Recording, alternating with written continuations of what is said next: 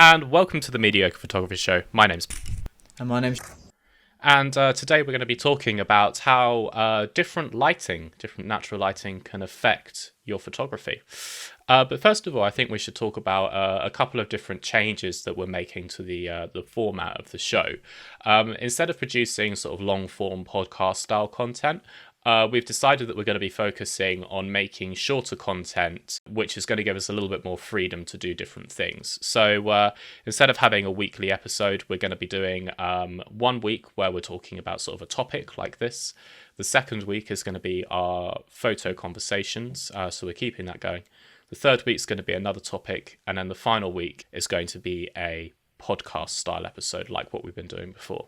So the format change allows us more time to prepare, and therefore gives us more freedom to create different content that we want to you guys. So as we all know, light is very important in photography. It can change the feeling and meaning of an image, and different times of day and different lights can lead itself to different genres of photography. So what we decided to do was divide the day up into different sections. We've got dawn, the morning golden hour, early morning, midday, afternoonish, 3 o'clock, evening golden hour, and then after dark.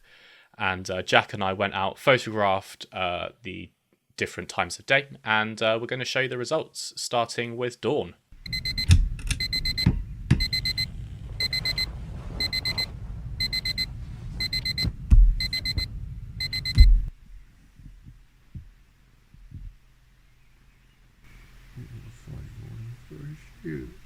The important thing to realise about dawn is that the light is going to be a lot more flat than you would expect. That's because the sun hasn't fully risen over the horizon yet.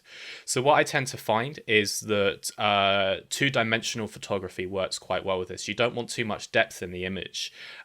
You need to think about texture versus form. So form is going to work well with harsher light, whereas texture is going to work well with softer light.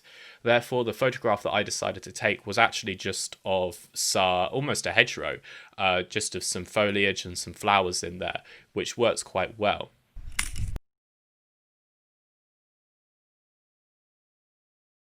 The other thing that we should point out is that this is all shot on film, and photographing on something like Ektar, where the tones are a little bit more muted, a little bit more green, does work quite well. It lends itself hand in hand to photographing very early in the morning. And so as the sun starts rising, then we do end up coming into the morning golden hour. I was quite lucky in my location that I had an absolutely beautiful location to shoot the morning golden hour from. I always find that golden hour is best shot on colour, not on black and white, as the colour definitely does add an extra level of drama to the overall image. But the important thing to remember here as well is don't rely just on the sunrise to get a good photo, but you need to think about the location as well. So for example, on this one, shooting against the mist definitely added another element to the photograph.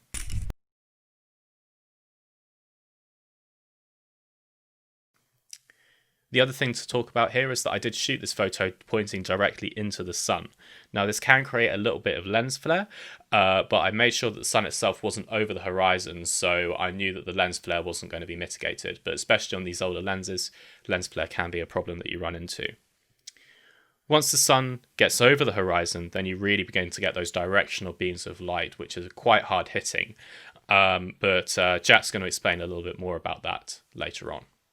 After your morning golden hour, you come across 11 o'clock light. When shooting at 11 o'clock, photographers have many issues such as the harsh light. Personally, I dislike shooting in harsh light. I believe that the narratives and story I try to tell don't correlate with the harsh light and strong contrast. Having recently stumbled upon black and white photography, it has given me more opportunities to shoot throughout the day.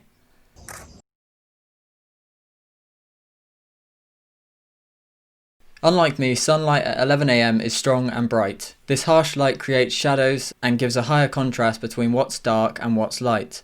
This lends itself more to black and white photography. The strong contrast highlights form in the image, and therefore I decided that architecture photography would be a suitable genre to do.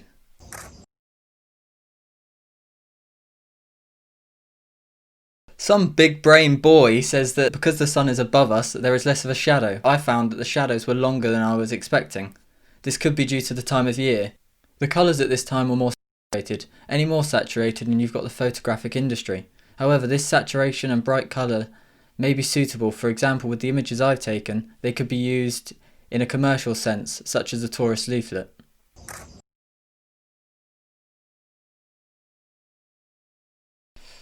Although in this image the colours seem to be a lot more interesting. This may be due to the brightness and directness of the light on the building. And after 11 you've got 12, or midday light. And at this time of year, it's exactly the same! I tried portraits at this time because we thought that there would be a noticeable change in the light. Spoiler alert, there wasn't. The light was still harsh, strong and neutral.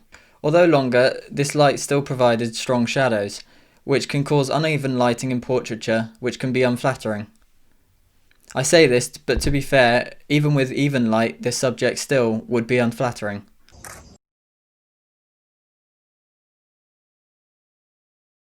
I went indoors with the hope that the windows would soften the light. Fortunately, it didn't, though I did mess around with the images in post after the shoot just to see what they would be like in black and white.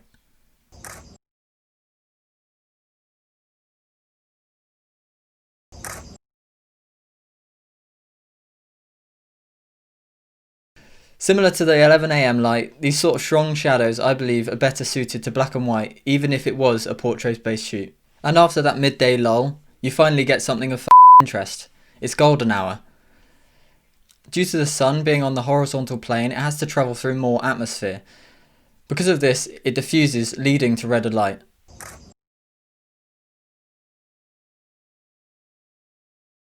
You can use evening light in everything from portraiture to landscape photography.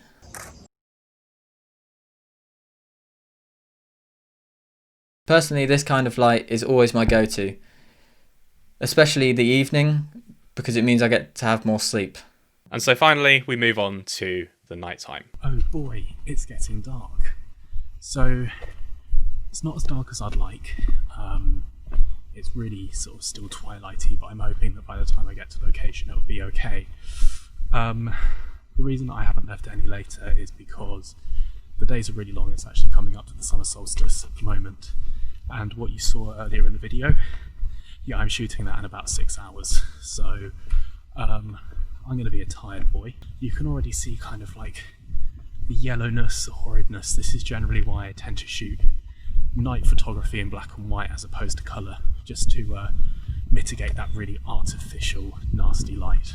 Nighttime photography is always a bit of an interesting one for me. I found that when you walk a city during the night, you're looking to take photos, it completely changes the feel and the atmosphere that the city would otherwise have. My pro tips for shooting at night is use the contrast. So I actually shot this on HP5 and developed it in ID11 using a rotary process that really brings out the contrast in the blacks and the whites, which adds to a lot more pop to it. Interestingly, Summer Nights Walking by Robert Adams uses a similar visual style, and that's where I got this idea from.